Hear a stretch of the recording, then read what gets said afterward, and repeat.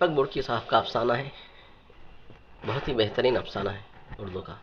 ان کی جملوں کی بندش، ان کی عکاسی پیش خدمت ہے ان کی اپنی ہی زبان میں۔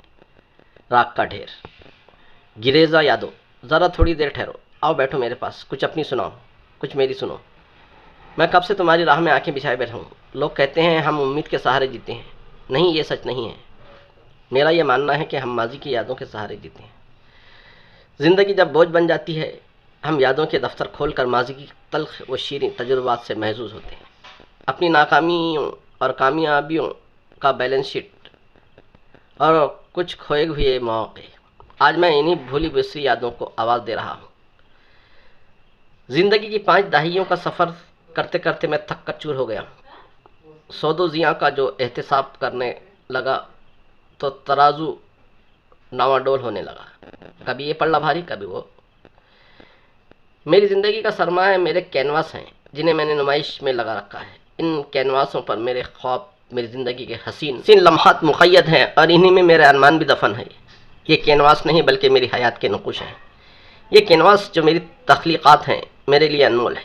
میرے ہم اثر جن دنوں آسمان کو چھو رہی کنکریٹ کی عمارتیں تعمیر کر رہے تھے، میں انہی دنوں ان کینواس پر رنگ پوت رہا تھا۔ میرے ہم منگ تب جس وقت زندگی کے رعنائیوں سے لطف اندوز ہو رہے تھے، میں اس وقت ان کینواسوں کے ساتھ رنگوں کی ہولی کھیل رہا تھا۔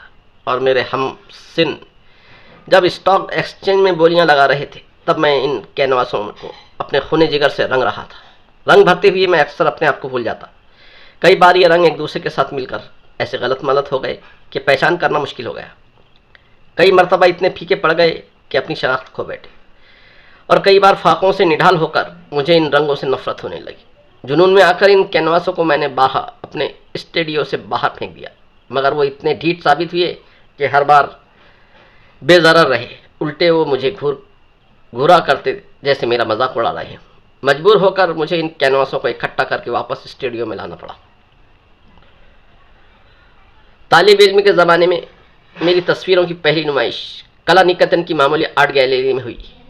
ان دنوں دنیائے مصوری میں میری کوئی پہچان نہ تھی۔ ایک دوست کے مشورے پر میں نے اپنی تخلیقات کے بارے میں ایک رنگین پمفلٹ چھپوایا تھا، جس کے لیے مجھے قرضہ بھی لینا پڑا۔ دوست کا کہنا تھا کہ نمائش کرنے میں اسٹائل ہونا چاہیے، قرضہ تو دیر سویر اتر جائے گا، ورنہ آرٹسٹوں کی صف میں کھڑا ہونا ناممکن ہے۔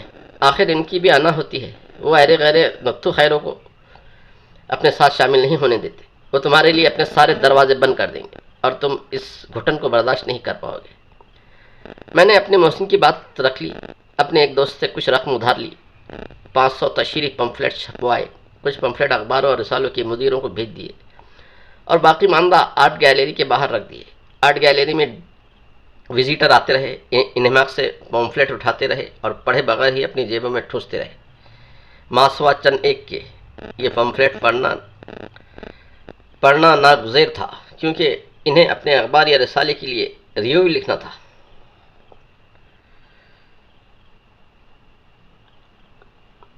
ان تینوں دنوں کی نمائش دیکھنے کے لیے وزیٹر آئے مجھے نہیں معلوم، البتہ اتنا یاد ہے کہ ہلکی گلابی ساڑی میں ملبوس ایک نازک اندام لڑکی پہلی دن گیلری میں وارد ہوئی۔ گیلری تک چھوڑنے کے لیے اس کا شوفر ساتھ آیا تھا، لیکن وہ دروازے پر ہی رک گیا۔ ڈرائیور نے گیلری میں ٹنگی ہوئی سبھی تصویروں پر حقارت آمیز نظر دوڑائی۔